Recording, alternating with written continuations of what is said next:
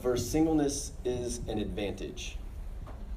And so bad, what do we mean by bad? So there's kind of a culture around, well, if I'm single, for me to be single means that I need to lose my virginity, or I need to be sexually active, or I need to keep my options open.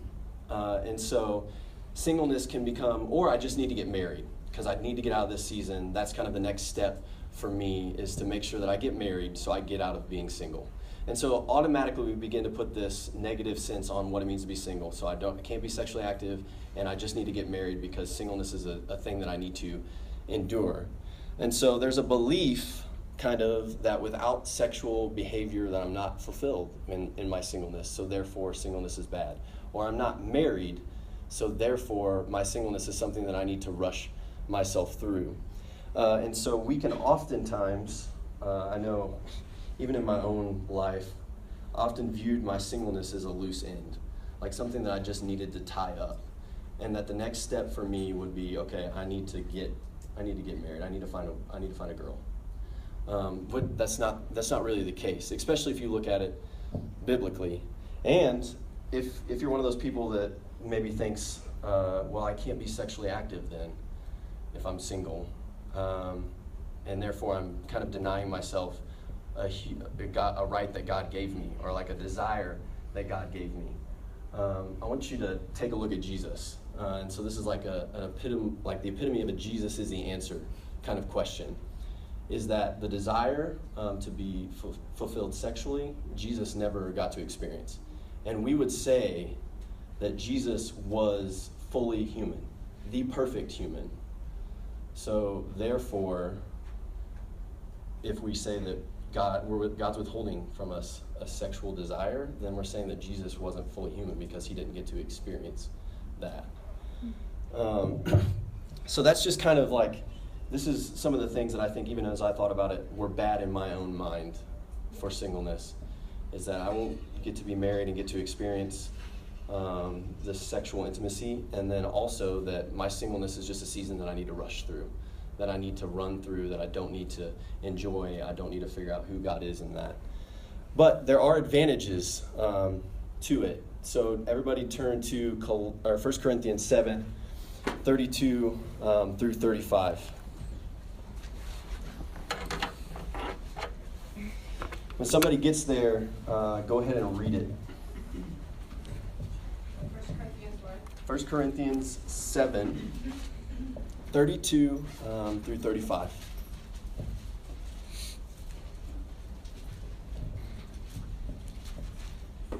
Really loud.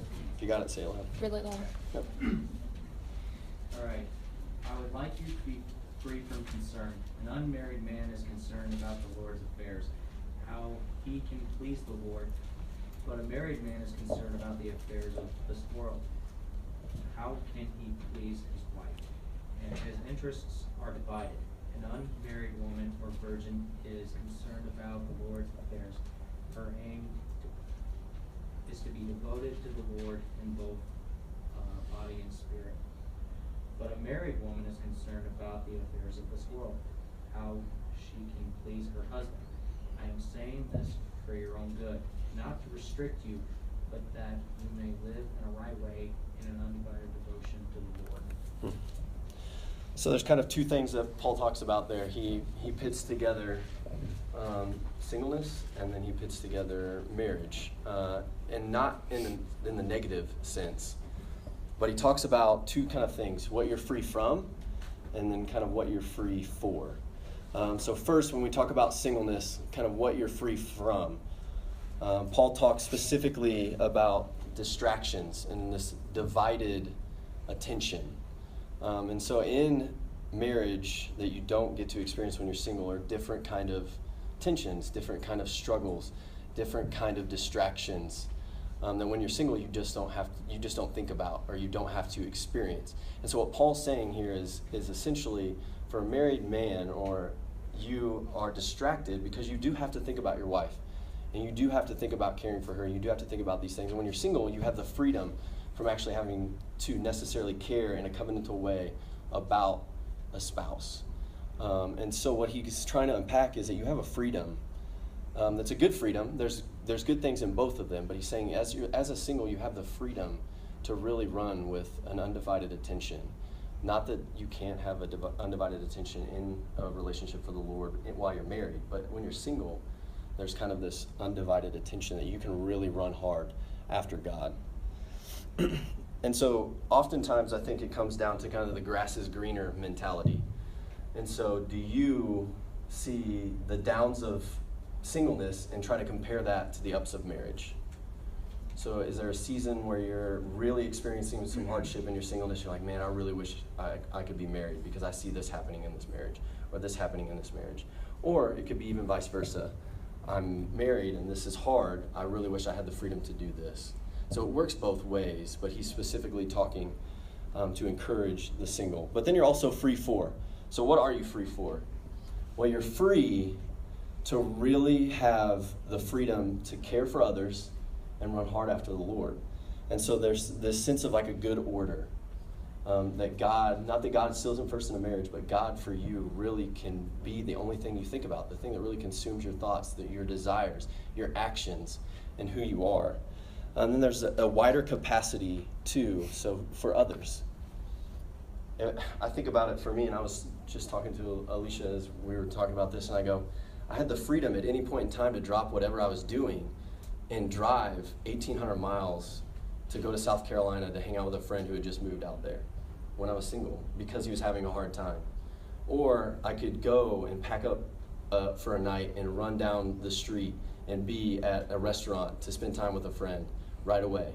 And so there's just a freedom that you can really give a lot of capacity for friendship and being with other people that, not that that's the case necessarily for marriage, but it becomes harder in marriage because you're really focusing on your core unit of you and your wife, trying to care for her, care for your family, etc. And so it makes it hard sometimes because you're joining two schedules to be able to run off and have more capacity for friendship. The second thing is there are ways you can serve that are different, and this comes back to a different capacity, a different life season, a different stage. Is there are ways that you can serve other people? There are ways you can serve in your church that a married couple may not have the ability to do because of children, because of family matters and different things. There's still that kind of divided attention. Neither one is better before the Lord. They're still the same, but there's just different distractions and different things that happen in each one of them. And so the danger, though, when we're free from those kind of distractions, those kind of things, is that we can become very self-centered in our singleness. That we can not think to engage others, that we can not think to serve our church, that we can not think to love and care for the hurting and the broken and the outcast. And so that's one danger that we can kind of fall into, is that it becomes more about me rather than others. So do you have anything kind of? No. Moving on. Thanks, Ryan. Tension 2. Singleness requires a special calling versus singleness is a gift. Also in 1 Corinthians 7:7, Paul states, I wish that all were as myself, as I myself am. But each has his own gift from God, one of one kind and one of another. Paul here is explicitly stating, I wish all were single. Paul saying, I wish all were single. But too often we view singleness as requiring a special calling or supernatural power to get through. Singleness is a special capacity to live and flourish without any desire for marriage, for kids, for fill in the blank intimacy. And I don't think that's a reality for the majority of people. I cannot remember a single time in the last 28 years of my life that I didn't want to be a wife or that I didn't want to be a mom. And too often we use, it takes a special power or a special calling to be single, and I don't possess that, and therefore I'm going to rush through it, or I'm going to be sexually active. It oftentimes justifies different sins. We say singleness sucks. I've probably said that a time or two in my life, more than a time or two. But I think the reality is that singleness is not a special calling. It's actually a gift. And I think the way that we oftentimes think about this is singleness is actually a capacity versus a circumstance. I don't have the capacity to be single. I don't have the motivation. I don't have the desire. I don't have the want to it. I don't have the self-control for it. Versus saying that singleness is actually a circumstance that God has given you to walk through. It is a gift, a good one. To say that I'm single but not gifted is contrary to the gospel. If singleness required a gifting, it'd be contrary to the gospel. God does not call us into seasons that he does not equip us and empower us to walk through. So for us to say singleness requires special power is completely against the gospel. What God gives us, he empowers us to walk through. He enables us for all of those things. So singleness is not a capacity, but a situation and a circumstance, and it actually levels the playing field. So both singleness, marriage, singleness again at what other season of life that comes, is a gift from God. And it doesn't require special powers, it requires humility and a dependency on the Lord. One of my heroes in the faith is Elizabeth Elliot. If you know anything about me, I just read a ton of women. I love her. Elizabeth Elliot is now, well, she passed away, I think, recently. But she was married to her third husband. She had 3 of them. And it was because her 2 former husbands died in the mission field.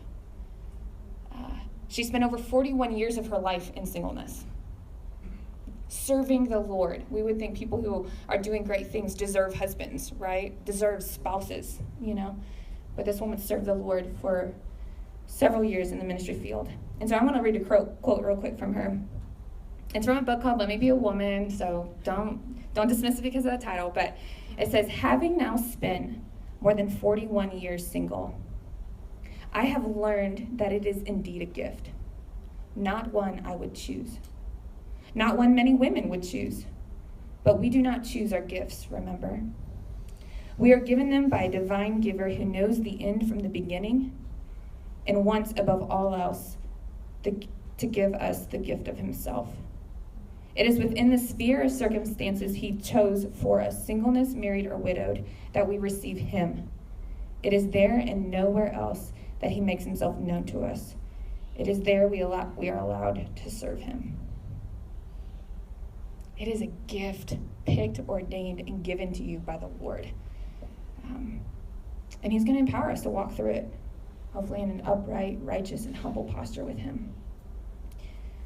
And I think, and I think as we walk through these tensions, there's a reality. This is real for me. Like, this has been real for him. Like, we've erred on this side of viewing it as bad and not advantage, and viewing it as a calling, and I don't want it, and I can't do it, but also a gift. And so I hope that we get to grow to understand it's a circumstance given and not a capacity to handle it. The capacity comes from the Lord. Tension 3. Singleness as isolating versus singleness as intimate.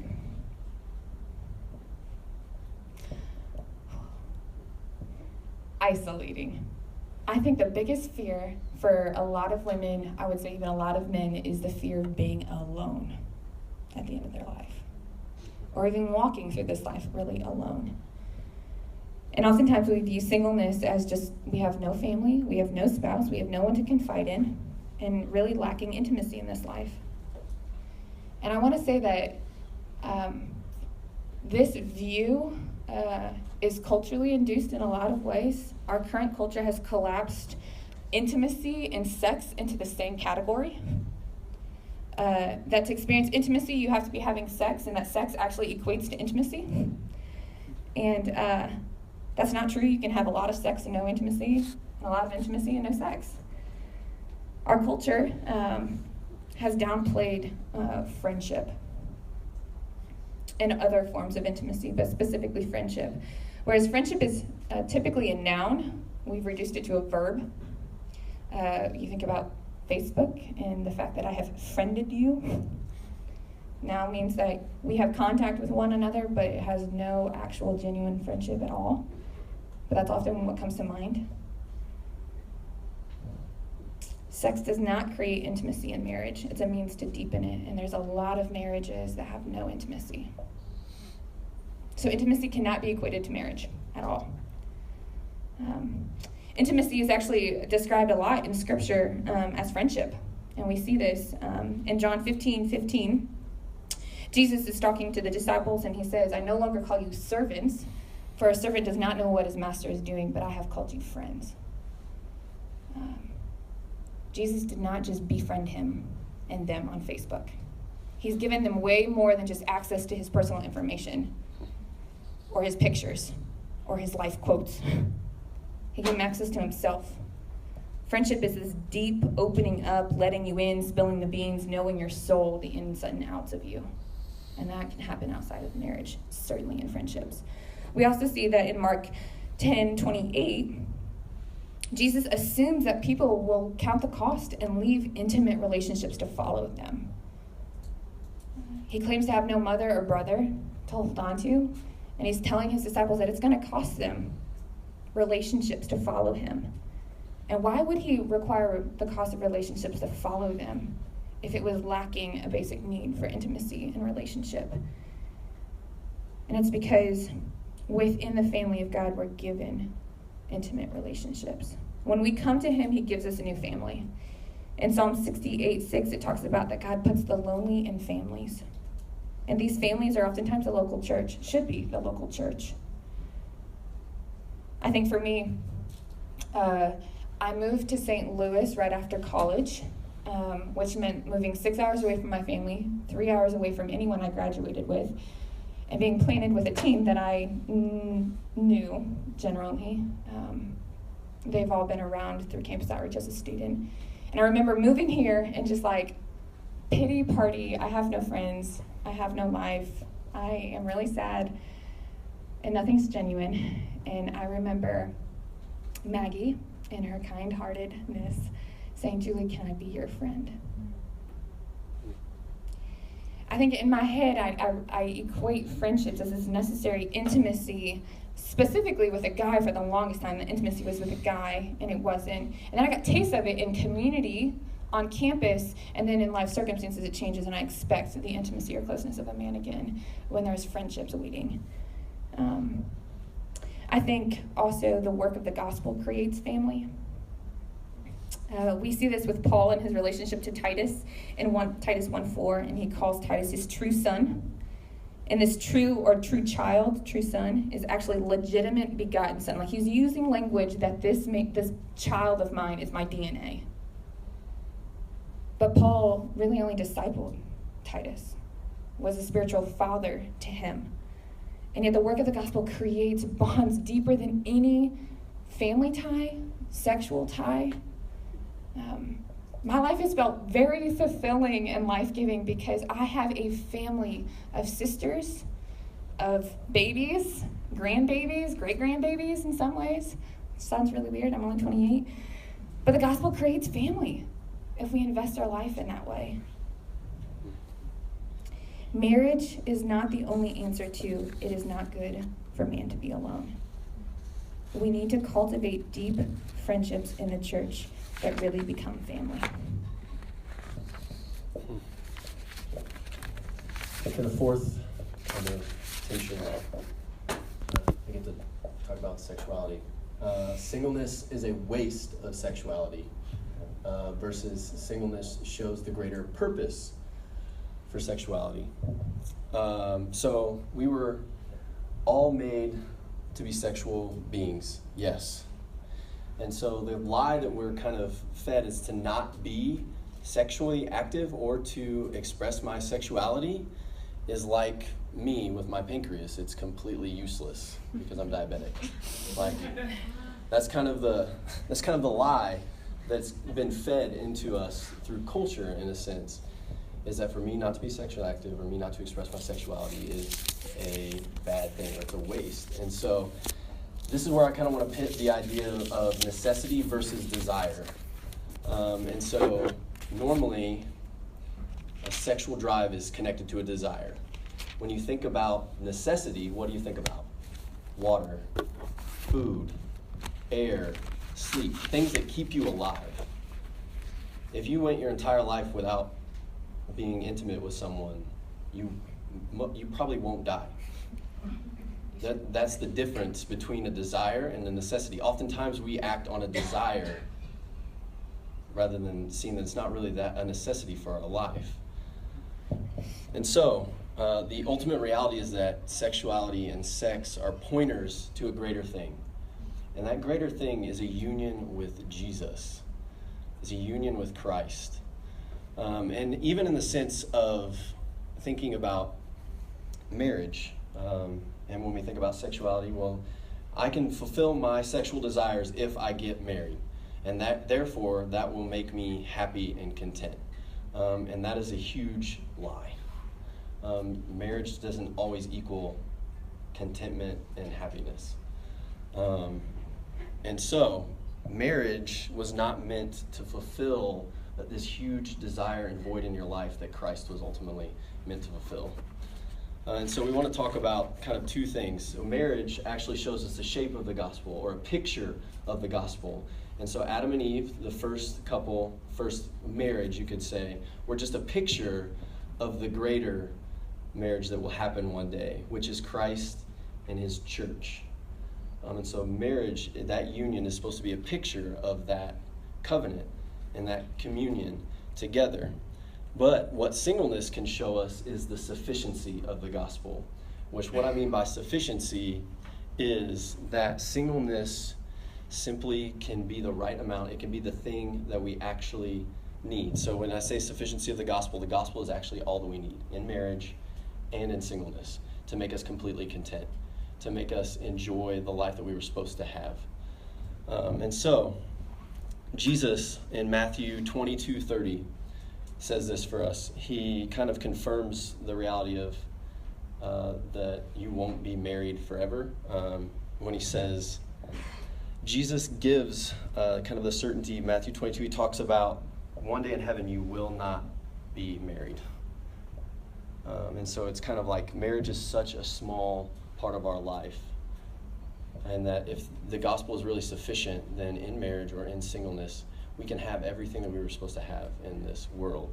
And how that plays into sexuality and our desire for sex is that our sexual desire is a foretaste, and it should push us to the greater communion, the greater consummation, which is one day seeing Jesus face to face.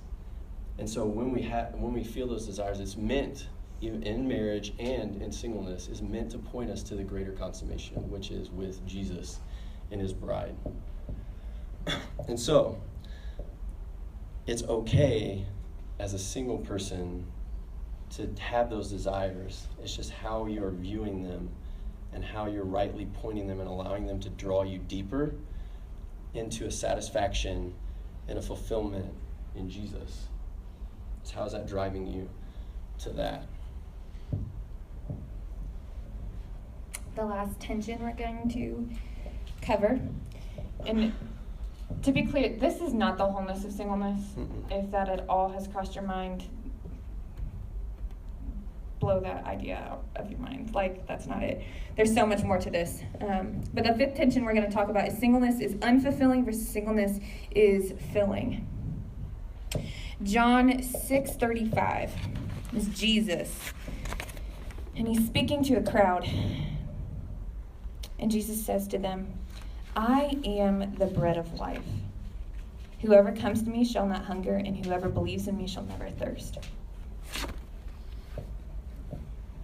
What is he saying here? I am the bread of life. Do any of you in here like Italian food? Yeah.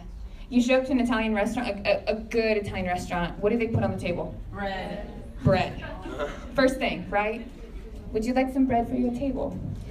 Yes. I don't know what accent. I don't have accents. Yes, I want bread for that table. In our culture, bread is like a pre-meal. It's a choice. It's an option. We can choose it. We can not choose it. Jesus is not saying here, I'm an option. He's not saying, let me whet your taste buds. In Jesus' culture, bread was the staple. It was the only thing that they could almost expect and hope would be on their dinner. at their table. Bread is the necessity for life in the culture that Jesus is in. He is not just a little bit of religion and a little bit of spirituality. When we walk into our life, it's not everything, and then let's just enjoy Jesus before we go have it, right? Jesus is not a little part of our life. And yet, especially in singleness, we view, I'm going to go meet with Jesus, and then I'm going to go stumble through the day of singleness. That he's something other than that. That the majority of my day is not enjoyable. Jesus is the true satisfying piece to our life. Only Jesus can satisfy the deepest part of us. That's it. There's no man, there's no woman, there's no child, there's no different circumstance that's going to bring ultimate, true, fulfilling satisfaction to you. It's only Jesus. And the key to being a content single person is to be content in Jesus as a single person. Just as only a married person can be content in marriage as a content person in Jesus as a married person. We have to go to Jesus and experience satisfaction found in Him and what He communicates about all of life. In Psalm 16:11, the psalmist says, "In marriage there is fullness of joy." That's a lie. Psalm 16 says, "In your presence, O Lord, is fullness of joy, and at your right hand are pleasures forevermore." Let us not replace God with something that was created by Him for satisfaction.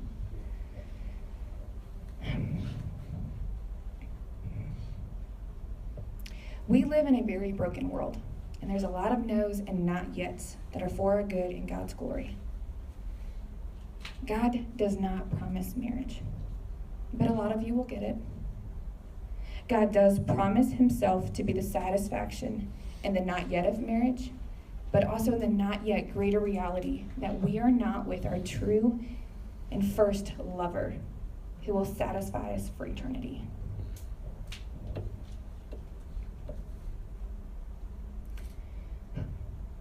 I think if I was sitting there right now looking up at Ryan and I would think, you make it sound so easy. Maybe you don't feel that way. Or, that's great, but how do I do it? How does this get practical? And I don't have answers for you. It's not easy. If you have spent any time around my life, you would know that I describe singleness as this ridiculous tension of sorrowful and rejoicing. That's literally how I describe it. Day in and day out, it's sorrowful and yet rejoicing. The tensions that we just outlined are real. It's because you have inner desires and dreams, things that you were created to experience, and yet because of the brokenness of the world, you don't get them. And yet God calls us to walk in a righteous way, not allowing us to be overcome by them or ruled by them, but submitted to under His rule. So what that looks like is I am grieving the loss of many things, day in, day out. And most of us say, you need to look put together. Singleness is supposed to be fun. Go serve. Go have a lot of fun. I mean, I do have a lot of fun. I'm over at Brett and Maggie's house all the time playing with our kids. I'm hanging out on campus. I have great friendships in the church. There's a lot of fun in singleness. But it also sucks. It also sucks. And I think we have to give ourselves rooms to grieve the losses that are because of sin, not because God created them in the garden and here we have them. No, sin has entered into the world and we have desires and dreams that are going to go unmet in this life. And yet we cannot always remain in a sorrowful state. There is reason to rejoice. And it's Jesus. It's the gospel. It's that you who are once lost have been brought near into an intimate relationship with God and into a new family of intimate relationships. That one day every desire and dream that you've ever had will be satisfied in Him when you stand before the throne of God, worshiping.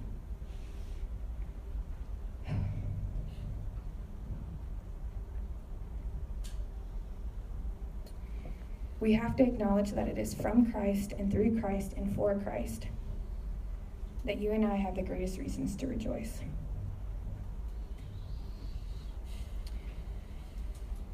So in the valleys of singleness, we get to return to the promises of God and the reality of what we've been called to, in his sufficiency, in his goodness, in our usefulness, in our capacity. And we get to delight. My hope is that we would press into walking in the different seasons of singleness throughout our life, the different circumstances of singleness in righteousness. That with a great capacity to love and serve, we would also look to trust in God and his goodness in these seasons.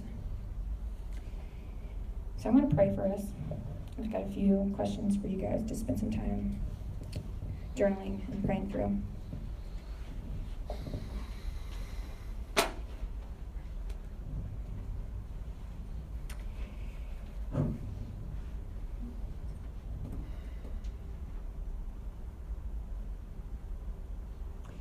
Daddy, I come as your daughter, that title given to me by your son, Jesus, and I come confessing, Lord, that we have great desires for good things in this life. And in a lot of ways, Lord, that's companionship, that's intimacy, that's walking through this life, making memories with somebody else consistently, that's somebody to hold, that's somebody to confide in. And God, I pray that you would lift our gaze to see that there's more ways to do that, and that those ways are good and satisfying, God. I rejoice in your faithfulness to me, Lord, over the years. I'm thankful, Lord, that my life is full of friendships, families, babies and grandkids through the gospel. Lord, I'm thankful for families like the Barnes and the Ingalls and the Parrots and the Merrills, and the list goes on, that allow me to experience marriage and the joys of being in a home, but also the realities of how hard it is. God, I pray for those of us in here who really do have a strong desire to be husbands and wives and mothers, fathers. God, that you would help us to view our singleness as a gift, and that it would be a gift that we would come to you and say, teach me how to use it. How do I get the most out of it? How do I get to give the most in it? For however long you give it. Lord, I'm thankful for singleness. I'm thankful that you can bring me to a place today, maybe not yesterday or tomorrow, but today a place that I wouldn't wish it away. That there's nothing in me that would wish it to be a day shorter or a day longer than what you'll have it for me. God, I pray that you would give us joy in Jesus, that would be able to say that for as long as you give us singleness. And for those of us who get marriage, can say that for marriage as well. We're thankful for your son, and who calls us to a higher calling of gazing upon him and walking through this life in a way that honors and makes much of him. We pray this in Jesus' name. Amen. So, 3 questions.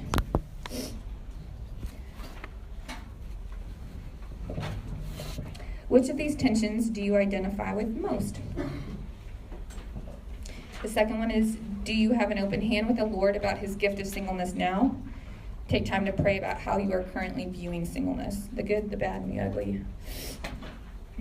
How might viewing singleness as a gift empower you to greater joy and service in this season? So we're going to give you about 7 minutes, and then we're going to break up. So I'll come back up and give instructions where we're going from there.